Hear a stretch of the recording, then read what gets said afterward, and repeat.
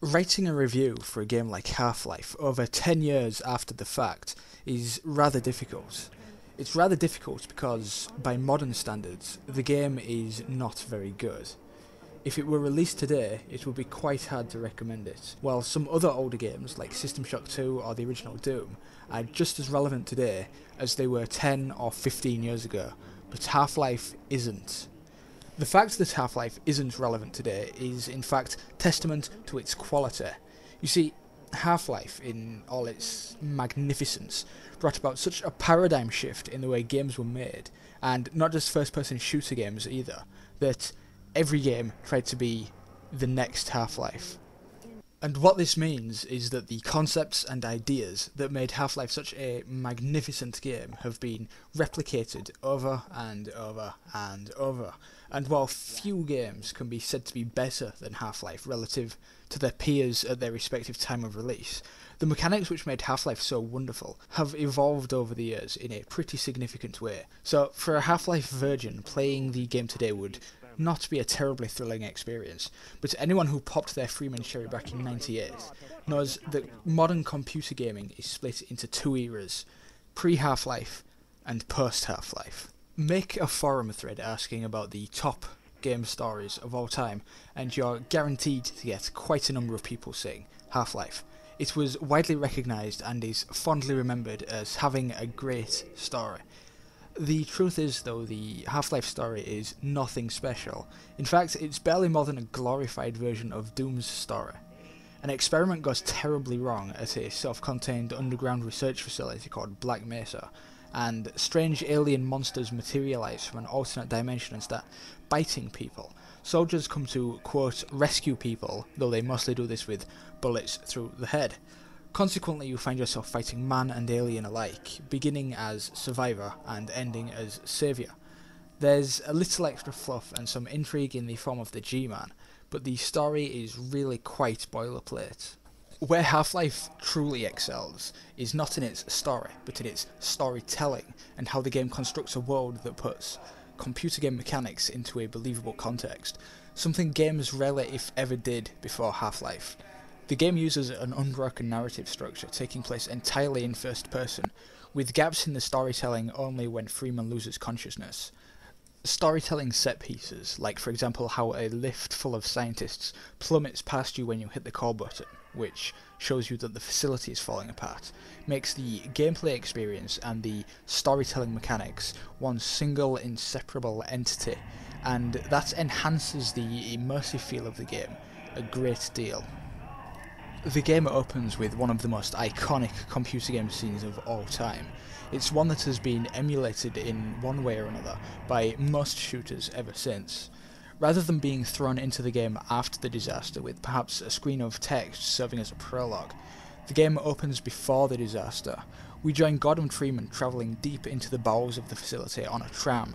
It's just an ordinary day and he's just going to work. This tram ride introduces us to the types of environments we can expect to encounter, while the public address system gives us a feel for the general atmosphere of the facility. Most importantly, the Half-Life tram immerses us in the game world right from the start, using believable, authentic, and contextually appropriate mechanics. The idea of authentic and contextually appropriate mechanics was applied to other areas of the game too. Health packs and armour aren't giant floating spinning boxes found hidden in corners, but rather as wall-mounted stations, something of a contrivance, but far more believable than what had come before. Health packs can be found throughout the game, but usually on tables and counters or in supply crates. Similarly, weapons and ammo aren't simply scattered haphazardly on the floor for no real reason, but rather can be found in supply crates. These moves helped make Half-Life much more engrossing than the shooters that came before it, by supporting computer game mechanics like health and ammo supplies in a much more authentic manner. Many first-person shooters prior to Half-Life, and indeed many subsequent first-person shooters, have had little more than a bunch of guns and a bunch of enemies, with nothing but the gunplay to drive the game forward. And when every level is so interchangeable and every room is more or less the same, this can, and usually does, lead to stagnation. Often in their latter stages, and sometimes as early as the halfway point, many games, even great games, can become boring simply due to too much repetition. Half-Life deals with this issue masterfully. The game moves back and forth from combat to platforming to unique boss sequences. One moment you're raiding a train car through a series of underground tunnels, the next you're fighting a giant three-headed creature that hunts using sound, forcing you to creep around and use grenades as distractions. The next you're battling squads of soldiers in fierce firefights, and the next you're floating around in a bizarre alien world. This constant swapping means you'll never be doing the same thing for too long, so you'll never have the opportunity to become bored throughout the game's 15 or so hours. The combat is perhaps the single most memorable part of Half-Life. The soldiers sent to purge Black Mesa marked a significant step up for artificial intelligence. These guys portray a number of utterly amazing traits. They use grenades to try to flush you out of hiding. They make use of available cover, they crouch to present a smaller target, communicate with each other via radio messages, and they retreat when wounded. These traits combine to make an amazing enemy. They force players to adapt to dynamic combat elements in a way they never had before, while also making the enemy appear to possess a sense of self-preservation. The idea that the enemy wants to kill you but also doesn't want to die makes them feel much more human and much more intelligent than anything that had come before. Their appearance and the sound of their voice are also ridiculously cool. There simply would not be a better enemy until the clone soldiers of Monolith Sphere, some 7 years later. Of course, you aren't just fighting humans. There's also a whole alien infestation to deal with. From the now iconic headcrabs to the Vortigons to bullsquits to numerous others, these aliens appear to be little more than mindless animals, yet they also seem to move with a common purpose, the destruction of humans.